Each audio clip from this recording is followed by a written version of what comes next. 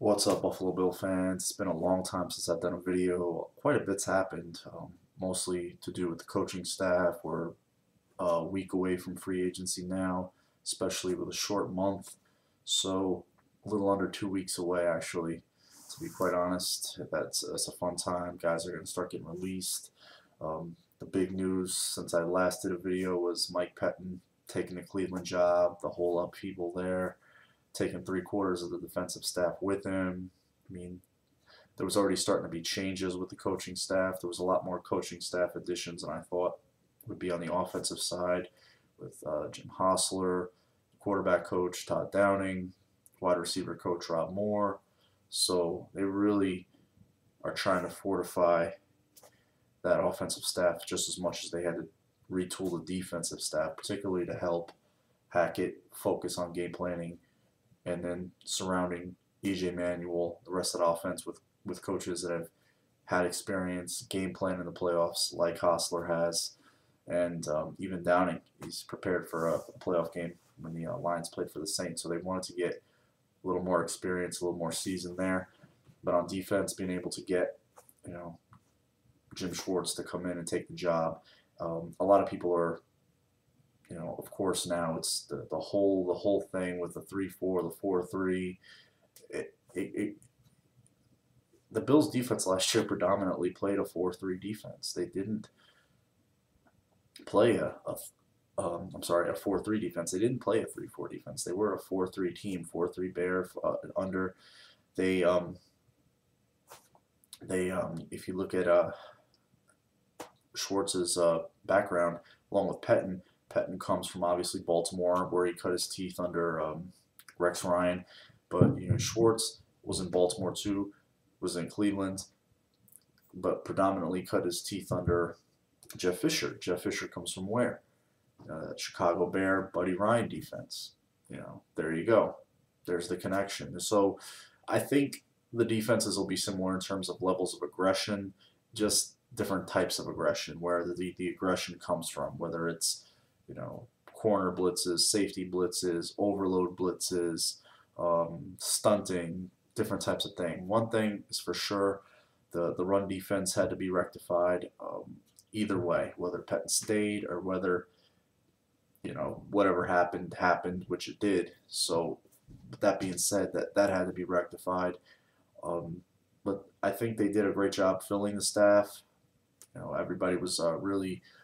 I think Pepper Johnson got as much love from Bills fans as any assistant coaching hire I've ever seen. They really seem to love that one. It's going to be an interesting guy to have in the room, be able to fill a lot of the personnel in, a lot of the coaches, most importantly, about how the Pats prepare, how they see, and they picture the Bills personnel as it was, because this roster is going to change. We all know that. We saw the team churn the bottom half of the roster throughout the season. So I'm interested to see the guys like Stephon Charles, Ty Powell, Duke Williams, and Jonathan Meeks get their chances. If Moeaki can pan out, I want to see if J.J. Unga or the Mark Aspers or the Antoine McLeans of the world can become players for this team, because I think in this time of year we always forget about the team, and we always are looking outside to free agency. We're always looking outside, of course, the draft, because that's where we feel like we're going to get the biggest bang for the buck in terms of wow factor and young talent that we hope can infuse the team with a lot of excitement. And me, I love the draft all the way from pick 1 to pick 250, whatever. But that Saturday night now into that Monday morning with those undrafted free agents is going to be crazy, especially in this draft where it's so, you have so many guys come out. It's going to be like 2+ rounds, maybe more, of guys that aren't going to get taken, and hopefully the Bills can find, the Nickel Roby or somebody along those lines, maybe a couple of those guys that could come in and fill a role, whether it be a third running back, another offensive lineman, a corner, somebody like that. It's going to be a really fun offseason. And with free agency, it's another thing that you're always wondering where they're going to go. I don't think any Bills fan had Manny Lawson or Alan Branch pegged for the Bills, and I think the Bills got a lot of good bang for their buck out of those guys. I mean, they re-upped Alan Branch because he was only there on a 1 year, but they really did get some good value for what they paid those guys. But yeah, you always tend to forget about the team because I think the biggest impact are going to come from the players that are already in the building at One Bills Drive.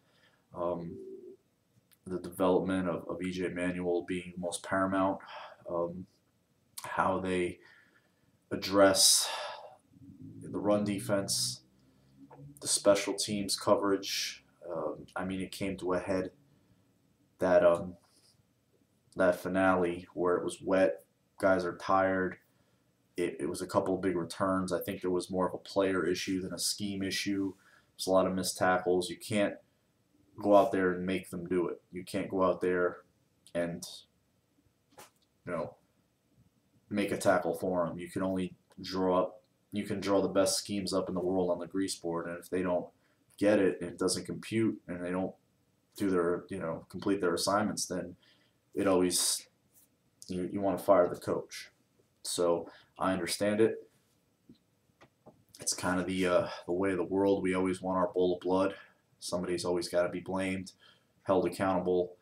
But at the end of the day, a lot of the play it's player based, talent based, and they need to get better in some areas. And I think I outlined those before with the development of the quarterback and the run defense. Now into the additions, I think there's going to be quite a few changes in terms of skill players, in terms of possibly another tackle. A lot of that is predicated upon what's Chris Hairston's status. What do they feel about Chris Hairston? What do his medicals look like?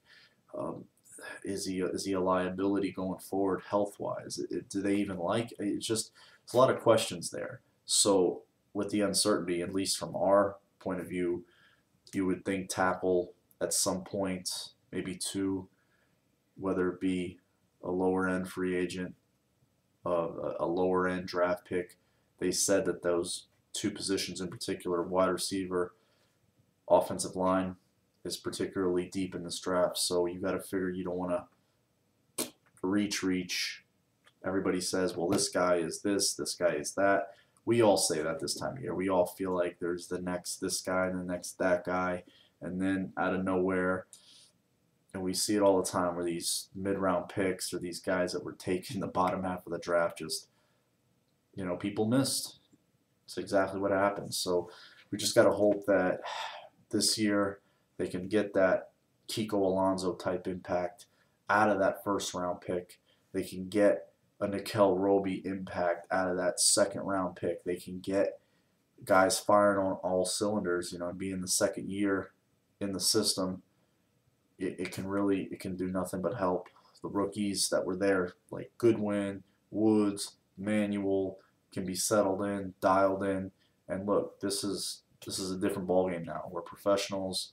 We've got to, attack this completely different than college. And I think that's what a lot of times these rookies, they come in, they're so young, and there's so much going on, and everything is a million miles an hour. It's nonstop from the combine that we just watched to the pro days, all the interviews and the visits, and then the draft, and just the constant.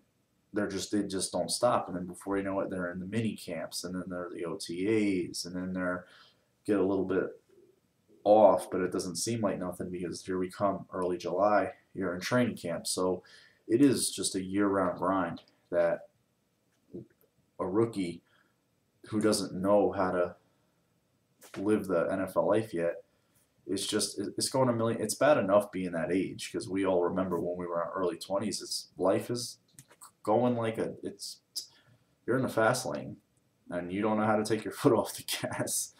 But with any luck, hopefully they pick some guys that have some good heads on their shoulders.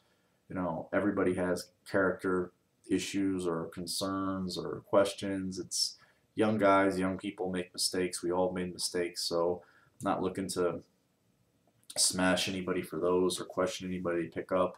this particular regime has seemed open to bringing guys in that have quote unquote character concerns. Kiko, prime example. Duke Williams is a guy, he had some issues at Nevada. I mean, Evan Rodriguez. So it's not something that I see that would, you know, keep them from maybe adding a guy they feel has a high upside, but would scratch them off for some, you know, maybe red flags that other teams might not want him. There's names out there. Bills fans seem to be split. There's Bills fans who want the linebacker, you know, particularly Khalil Mack with the Buffalo connections, and I think that's what drives that pick is those Buffalo UB connections. Is, you know, if he didn't play for UB, I don't think there'd be as many Bills fans that would be on that train as much as they are. The offensive linemen, whether it be Lewin, Matthews, Robinson, there's a lot. And then there's the Camp Ryan and the wide receiver camp. But that camp is split too. There's the Sammy Watkins people, there's the Mike Evans people where I'm at, because I believe that in the passing game, you know, schemes are so sophisticated, whether it be offensively or defensively, you have to win physical matchups on the field. And separation isn't as big as it used to be in terms of where you grade importance. You know, it's those new buzzwords we hear now about catch radius and high point and 50-50 balls, all that football speak and talk you hear. And he brings that element of him in the red zone, whether it be on a fade. I mean, how many times have you seen the Bills try to throw a fade or a back shoulder throw to a wide receiver who's 5'11", 6 foot? I remember they tried to do that with, and this is going back a little bit, to Lee Evans in Toronto. It was the first Toronto game. They were in the midst of that losing streak off of that hot start, and it was just as demoralizing it could be anyway. J.P. Lossman was starting the game because Trent Edwards was hurt, and they tried to throw a fade, you know, while they have Marshawn Lynch back there at the 1 yard line, and it was intercepted, and it was just like, you know, you're trying to throw a fade to a 5'10" wide receiver. Like, I don't get that. But anyway, outside of that story, yeah, I just think there's been too long with the Bills. I don't remember. They haven't had a guy who could just win physical matchups at wide receiver in the perimeter. Or there's, you know, Eric Ebron, who a guy you can do a lot with in terms of moving him around, creating a lot of stress points on a defense, where he's at, where is he lining up, what is he doing? Is he split out? Is he in the slot? Is he in the backfield? Is he in line? So there's a lot of versatility that he brings, and a high-level athlete. When Mike Mayock said that he's a better athlete than Vernon Davis, he doesn't have the straight line speed, but the athleticism is there, and he provides a lot of yak too. Like, I saw some of his clips, as we all have seen these guys' clips. We always reference YouTube and look at their clips. He's pretty he's got a lot of impact with his yards after a catch. He lowers his shoulder. He seems athletic enough to not, you know, just be one of those tight ends who's a stiff and gets hit at the knees. He's got the ability to hurdle guys or just try to use a stiff arm. He's an interesting guy. So there at 9, maybe they like him. Maybe they see a position where, hey, maybe we trade back a few spots, still get one of these guys. It's such a rich draft, and it's so hard for me to nail down where they might go. So, I mean, it's interesting to hear where the rest of you Bills fans think they're going to go. There's a myriad of things coming up. I mean, the stadium's being renovated. They're getting new locker rooms, new weight room, be able to attract guys to come in. So, I mean, a lot of their free agents and rookies or guys that are visiting, they're going to be able to show these things and say, hey, we got all this exciting new stuff going on. You know, you're coming in. We got a new program here. We got Doug Marrone. There's a lot of excitement. So it's a fun time. It's definitely a fun time. Because with New Year's brings new hope, right?